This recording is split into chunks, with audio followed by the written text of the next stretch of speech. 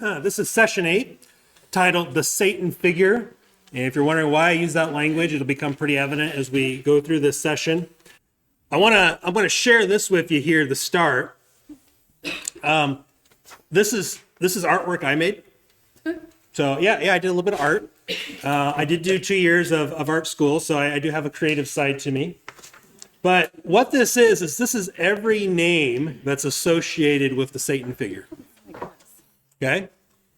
And so you have devil, Mastema, Beliar, Baal, the accuser, the ancient serpent, the god of this age, adversary, Diabolos, dragon, angel of darkness, angel of light. I mean, all these things are in there. I mean, some of them are duplicated because there's, at some point, there's only so many. Yeah, it has to look pretty, right? It's art. Artistic license. Artistic license. Thank you, from a fellow artist. And so, to me, this was, art is one of those things that usually comes, is born out of anguish or emotion or something like that. Yeah, I'm getting weird, Ray. Sorry. A little bit. You're like bearing your soul here. And so this piece of art is the culmination of my frustration with this topic of the Satan figure. And so I think I shared with Ray, I said, if there is one topic in the scriptures that would make me start to unravel my faith, and it would be this particular topic. Not simply because of what the Bible says about Satan, but mostly what it doesn't say about him is the frustrating part, and just how hard it is to piece together a coherent doctrine regarding Satan. It is extremely difficult. And so we're going to begin to tackle here, who is Satan? Okay. By the time we get to the New Testament, most of our English Bibles will have this word Satan with a capital S, like it's a name for this individual. Okay. And a name that we should already know. A name that we should already know. Yeah, exactly right. And yet we then go back into the Old Testament, as I will show, and we realize, whoa, where did they get this from? There is no coherency between the Old and New Testament. And including Job, as we will find out if you actually look at the text in detail. Remember this, at the very first session 1, I shared this quote from Erickson in his book, Christian Theology. He says, when we come to the discussion of angels, we are entering upon a subject which is in some ways the most difficult and unusual of all theology. Okay? It's because there's things that we can't see and there's things we just don't know, and we're trying to piece it together. And so, if that is the case, if the discussion of angels is the most difficult of all theology, then the doctrine of Satan is the most difficult doctrine in the Bible. And I would even put that up against the doctrine of election. Okay? Nowhere are we given explanation of whom Satan is that is not riddled with obscurity and a context that is lost on the modern reader. It is no wonder that when the modern Christian talks about Satan, that it is bathed in assumption and misunderstanding. We say things about this being, and we have no idea what we're talking about most of the time. When I hear somebody invoke the name of Satan, I'm just like, where did you even come up with that? It's literally, we're just basically filled with assumption. And what the Bible actually teaches and shows us about that does not line up with what most of us understand. Our view of Satan is totally born out of Hollywood and other fictional works, non-fictional, fictional works throughout history. And on top of that, just oral tradition, right? We say things because we heard a pastor say it. A pastor says it because they heard a pastor or a teacher say it. And on it goes, right? We just keep repeating these things because someone else has said it and believed it, and it sounds right, it works. And we can read the Bible through this lens of how we think Satan is and kind of make sense of things. But like Chris said, it's not there in the way that we think it is. Yeah, it's difficult, and we're going to have to work through and struggle with a lot of these difficulties. The first one is, we're going to talk about Satan in the Old Testament. And really, when it comes to the Old Testament, there is no developed doctrine of Satan in the Old Testament. We've already talked about in this class, the serpent being tied to Satan doesn't exist in the Old Testament. That's a concept that's foreign to the Old Testament text. But by the time you get the Revelation, John's just spitting it out like everybody should know this. Okay?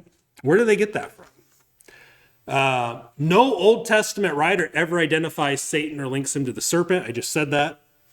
And every passage referencing a Satan figure is very ambiguous and difficult to understand and riddled in grammatical and linguistic barriers. And then when we try to translate it in English, oftentimes it is the translators trying to take a hot mess and try to make the best of it, honestly, for the English translation. Try to bring some kind of coherent view.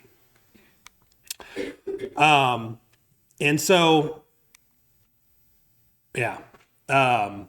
So Ray, go ahead and read this one for us. The Lexham Bible Dictionary, when they're talking about how we define Satan, in the Old Testament, the word Satan is both a noun and a verb. When used as a verb, it means to oppose as an adversary. We see this in the Psalms, we see it in Zechariah. A way to think of it is when you have someone who is countering you or arguing with you, you could say to them, how dare you oppose me, or how dare you Satan me? That's what that word means. Not a name, but just what someone is doing. They are opposing. Yeah, like if I were to say, hey, Ray, what are you doing? Stop teaching. I would be a Satan to Ray. Yeah, quit Sataning me, Chris. Yeah, that would be an appropriate term of how to use that. And that's how it's used oftentimes in the Old Testament. We can also apply it as a human adversary as a noun. So again, if someone came in here in class and just kept arguing and wouldn't let us progress, they would be a Satan to our class. They would be opposing our class just as a human being because of their actions.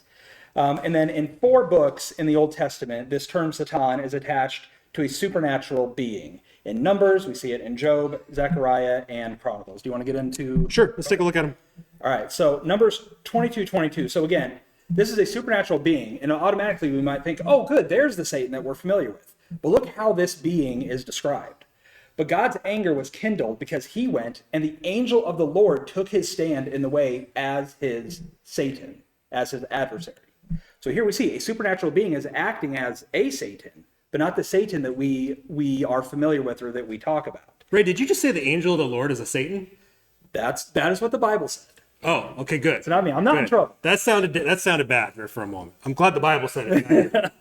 But that is what it says, right? The angel of the Lord is not the enemy of God, right? It's, would we say pre-incarnate Jesus?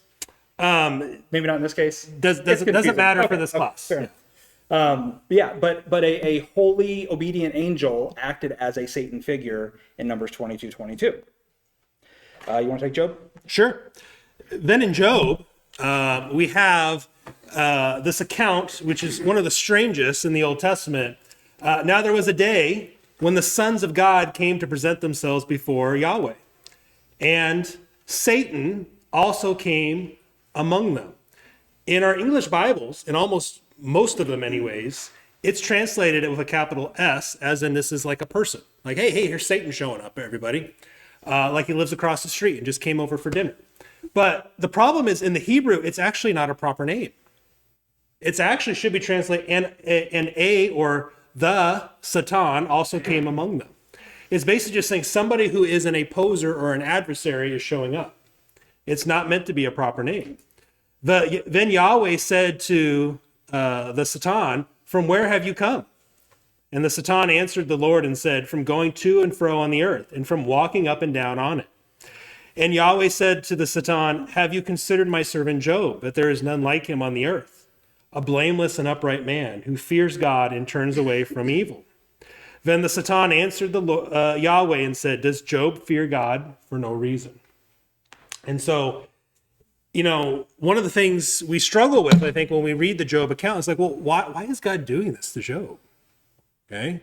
Why is God using, if we think this is the person that we've come to know in the New Testament as Satan, it starts to raise, why is he in the throne room of God? And why does he just walk in like he can, like he has access to this place? Is it possible that this is just simply another angelic being of some sort that serves the role on God's council to be somebody who actually goes out and searches humanity and finds individuals, hey, who is Yahweh going to test? And Job would be one of those individuals here, right? Hello, Ray. So Zechariah 3:1. Then he showed me Joshua the high priest standing before the angel of the Lord, and the Satan standing at his right hand to accuse him. And the Lord said to the Satan, the Lord rebuke you, O Satan. The Lord who has chosen Jerusalem rebuke you. Is not this a brand plucked from the fire? So once again, we've got this Satan-like figure standing in the throne room of God, and he's not there as an enemy. He's not there kind of breaking in and shoving his way in. He seems to almost be invited, right? He is standing at the right hand there accusing, right? Almost like he's a lawyer in a courtroom whose job is to accuse these defendants of sin, of breaking God's law, which is what this figure seems to be.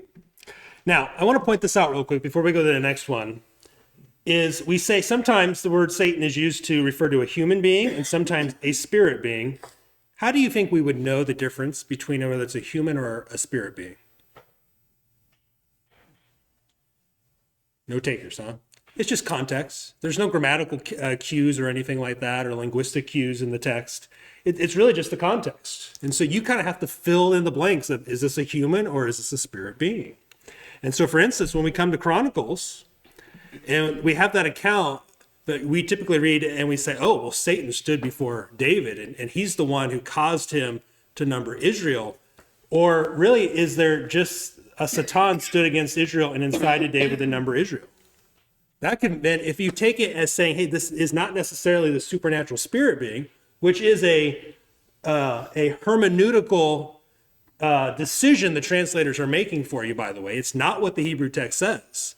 They're making you think one thing, but it literally could just be somebody or another nation or anybody who basically just said, hey, David, you know what? I don't think your armies are big enough to go to war. And he's like, you know what? They sure are, because David's a hot-headed, passionate guy who liked art just like I did. And so he goes out and says, I'm going to show you, and I'm going to count the number of individuals. And that's where he gets in trouble.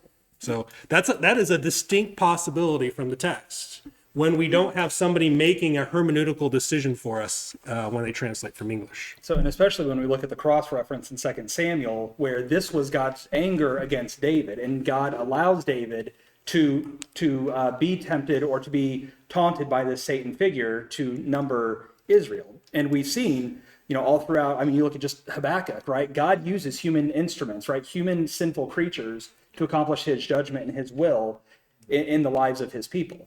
Very possible that this was the same thing, that it was just a human being acting as an adversary, as an opposer to David, as a judgment of God, inciting him to this sinful action. Yeah. So you see my frustration with this topic? It starts to become clear as I start to uncover some of these things for you. The Baker Encyclopedia of the Bible says what, Ray? The Old Testament then has no developed doctrine of Satan, but it contains raw materials from which the later doctrine came. And then they note that some people see Lucifer in Isaiah 14:12 as a reference to Satan, but the context is clearly referring to the king of Babylon, and is therefore unlikely as a reference to Satan, or it's very unlikely that a reference to Satan is intended there. Yeah, let me show you the difficulty there. This isn't in your notes, but I took the time to kind of trace it out for you. So what you have here is, how are you fallen from heaven, O day star, son of dawn? Well, from the Greek translation of the Hebrew, they took the Latin translation. The Latin translation for day star, son of dawn, is the word Lucifer. And so they just translated it. And then somehow when the English translation started translating it, they said, oh, this is a proper name, because it is a proper name, because it's a title for King Nebuchadnezzar. That's why it's a title. But because it was translated Lucifer, and then you throw in a good hefty dose of a circumspect and trying to figure out this whole doctrine of Satan in the early church, they came up and said, this must be the Satan figure, and say that must be a name for Lucifer. Lucifer is not a name for Satan. And look at this. If you want to say that is, you're going to have a problem, because how are you fallen from heaven? Because when God is calling out this person, saying this individual is going to be mocked, it says, is this the man who made the earth tremble, who shook kingdoms, who made the world like a desert and overthrew its cities, who did not let his prisoners go home? This individual is just a human being. It's just a man. And it fits well with Nebuchadnezzar, because Nebuchadnezzar did exactly what the kings are accusing him of. He made the nations tremble because he was conquering them. He was very ruthless at times and did not let prisoners go home. This is Nebuchadnezzar, not a spirit being in any way, shape, or form. And then the heavenly language there, fallen from heaven, he set his throne on high. That is because kings in those days were seen as God. So it's almost a mockery, I would say, as God is saying, oh, you thought you were up in heaven like me? You thought you could set your throne like me? Look how far you have fallen. You who made the earth tremble, you are basically nothing now. Yeah. This is God putting Nebuchadnezzar in place. And if you know the rest of the story in Daniel, remember what God finally does in Nebuchadnezzar? He makes him like a beast of the field for 7 years to humble him. And when he's done, he praises the name of Yahweh, the Most High God. There's a decent chance that we will see Nebuchadnezzar in heaven someday. All right. Satan in the New Testament. Let's start it off. All right. Where we get Satan in the New Testament, we get a little bit more. In fact, there's actually quite a bit more. But Revelation is really the only book that links Satan to anything in the Old Testament. And what I mean by that is when you have this idea of the dragon, the ancient serpent, the devil, and Satan, when John says that in Revelation 12 and 20, he's trying to tie things together and put a nice bow on it for us. Any other New Testament reference to Satan are clear references to Second Temple literature. Almost all the discussions between Jesus and the Pharisees about the Satan figure, or what Paul talks about, right, or Peter, they're referencing Second Temple literature. Like the term Beelzebub, the Lord of Flies, or the evil one, the God of this world. This is all Second Temple literature stuff that they're referencing, as we'll see. I think I just said all those things. You did. You're good. Yep. I get ahead of myself. It's a problem because I wrote it. Ray, what's the Lexham Bible Dictionary say about all this? It says that in the writings of the 2nd and 3rd centuries BC, a figure first appears who clearly is an archenemy of God and humanity. For example, not only is Satan designated as an opponent of God and humanity, but in the book of the Wisdom of Solomon, Satan is linked with the phenomena of death. You can see that in Wisdom of Solomon 2:24. Again, not a biblical book, but something that New Testament writers would have been familiar with. Various designations for the leader. Yeah, real quick. Oh, yeah. There's a typo in your notes. So my editor thought that I was quoting Wisdom of Solomon there, and so it looks like I'm quoting, but it's actually Lexham Bible Dictionary, and so this is an extension. Sorry, No, you're good. In case you're all lost, I want people to be on track. Yeah, no, good. So various designations for the leader of evil spirits also emerge in the literature of the Second Temple period. You can see Satan in the Second Temple period, which is a quote from this dictionary. So the names of him include Belial, Mastema, Satanael, and Satan. You can see these in the various testaments listed there. But then, once Satan was viewed as the author of evil and sin, again, in the Second Temple literature, his destruction became hoped for and was articulated in various texts, like the Testament of Levi and Judah.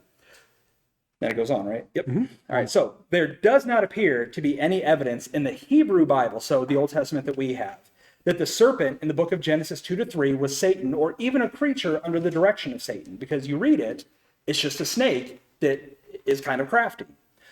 The book of the Wisdom of Solomon might be the earliest literature to make this connection. The link between Satan and the serpent is also attested in the book of the life of Adam and Eve, which I think we'll see later. And it's sometimes called the Apocalypse of Moses. Yes. And in the book of 2nd Enoch. Both texts state that it was the devil who led Eve astray. So, we talked about how, Satan comes into the scene in the New Testament, and it's just assumed that we know who this character is, like he's been around forever. For people then, he would have been, because they had already read about some evil figure who was tied with evil, who was kind of the embodiment of evil, who people felt like, once he is destroyed, then everything's fixed, because he is the author of evil, the one responsible for evil in the world. And so that is kind of the assumption that people had very loosely about this one evil arch enemy of God and his people. Yeah. In fact, here's what it says in the book of Life of Adam and Eve, or the Assumption of Moses. It says, and then his kingdom, this is being God's or the Messiah's kingdom, shall appear throughout all his creation. That should sound like Revelation 19, the second coming of Christ, by the way. That's not by coincidence. And then Satan shall be no more, and sorrow shall depart with him. Then the hands of the angel shall be filled, who has been appointed chief think Michael the archangel from Revelation 19 and 20, because that would be the archangel Michael. And he shall forthwith avenge them of their enemies, because Michael's the one in Revelation 20 who binds Satan for 1,000 years. For the heavenly one will arise from his royal throne, and he will go forth from his holy habitation with indignation and wrath on account of his sons. And so you can start to see that we really have something that is very similar to what John is writing in Revelation about the Satan figure from Second Temple literature. And then the testimony of Gad here, for the spirit of hatred worketh together with Satan, through hastiness of spirit in all things to men's death. But the spirit of love worketh together with the law of God in long suffering unto the salvation of men. And so you see Satan here connected with death here at that point. And so here's a list for you. This is not exhaustive, okay? But this is to give you an idea. The Old Testament, almost no details, but Second Temple literature just goes on and on and on about the Satan or devil or the Satan figure, really. Testament of Dan, Gad, Asher, Testament of Job, Ascension of Isaiah, History of the Rehabites, Apocalypse of Moses, Testament of Naphtali.